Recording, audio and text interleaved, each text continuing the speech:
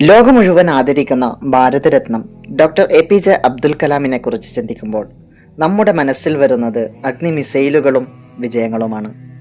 എന്നാൽ ഇതിനെല്ലാം പിന്നിൽ ഹൃദയം തകർന്ന ഒരു പരാജയത്തിന്റെ കഥയുണ്ട്.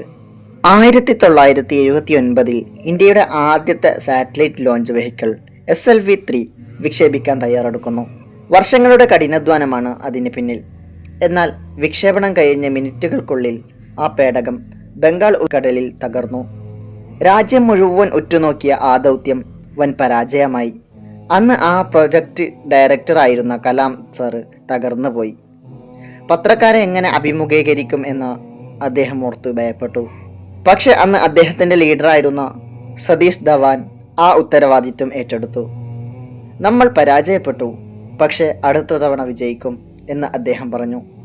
ആ വാക്കുകളിൽ നിന്ന് ഊർജം ഉൾക്കൊണ്ട് കൃത്യം ഒരു വർഷത്തിന് ശേഷം 1980 കലാം സാറും സംഘവും റോഹിണി ഉപഗ്രഹത്തെ വിജയകരമായി വിക്ഷേപിച്ചു.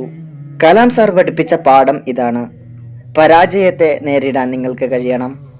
കാരണം പരാജയമെന്നാൽ ഫസ്റ്റ് അറ്റംപ്റ്റ് ഇൻ ലേണിംഗ് എന്നാണ് അർത്ഥം. തോൽവി എന്നാൽ വിജയത്തിലേക്കുള്ള ആദ്യത്തെ പാഠപുസ്തകമാണ്.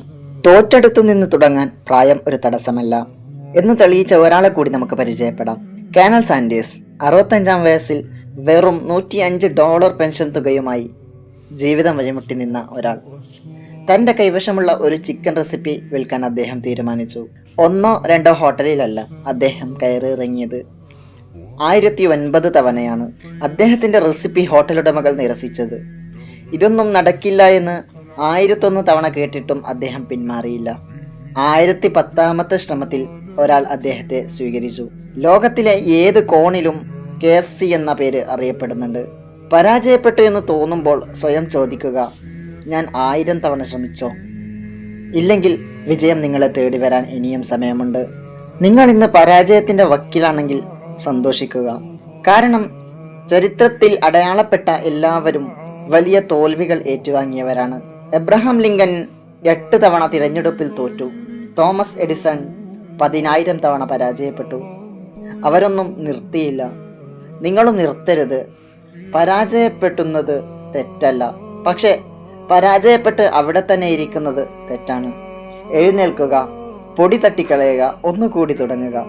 വിജയം നിങ്ങളെ കാത്തിരിക്കുന്നു.